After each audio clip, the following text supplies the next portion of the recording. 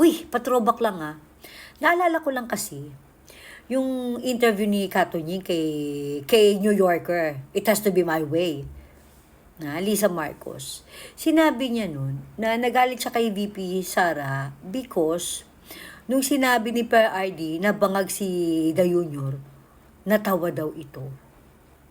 Okay? Yun yung reason kung bakit bad shot. Diba? Yung sabi niya, bad shot na siya sa akin. Kasi nga, tumawa daw si VP Sara. Katabi niya si Amy Marcos dun Habang sinasabi ni Per RD na bangag si BBM, natatawa daw tumawa daw si VP at saka si Amy Marcos. So, nagalit si Liza Marcos dahil tinawag na bangag si BBM. Pero, never naman niyang i-deny or pinagtanggol si BBM. Kasi, dapat, ang sinabi mo is, if you are not really into it, or the president is not really into it, dapat ang sinabi mo, nagagalit ako. Budget na siya sa akin. Kasi sinabihan ng tatay niya na bangag ang asawa ko. Unang-una, hindi nagbabangag ang asawa ko. Hindi siya gumagamit na ipinagbabawal ng she. Dapat ganun. Di ba? Gets nyo? Ang sabi mo lang, na budget siya sa'yo. Kasi nung nagsalita ng bangag si PRD, tumawa si VP. Asan yung statement mo na pagtatanggol sa asawa mo na bakit niyo siya sinasabihan bangag? Una-una, hindi siya bangag dahil hindi siya nagbabangag. Hindi siya gumagamit ng pinagbabawal na G. Pero wala kang ganong statement.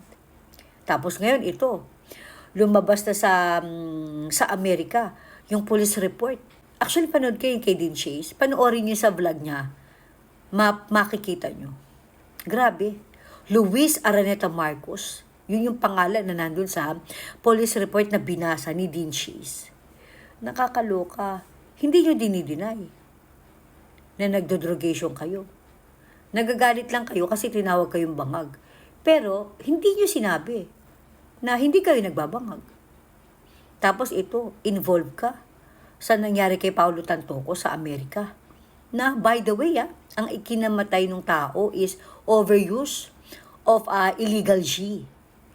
Anong ginagawa mo sa kwarto kung saan may mga drogation? Bakit ang mga kasama mo, mga gumagamit ng drogation? Wala ba silang galing sa First Lady? Hindi ba nila ginagala ang First Lady ng Pilipinas? Na para pupunta sila ng Amerika, may mga dala silang drogation?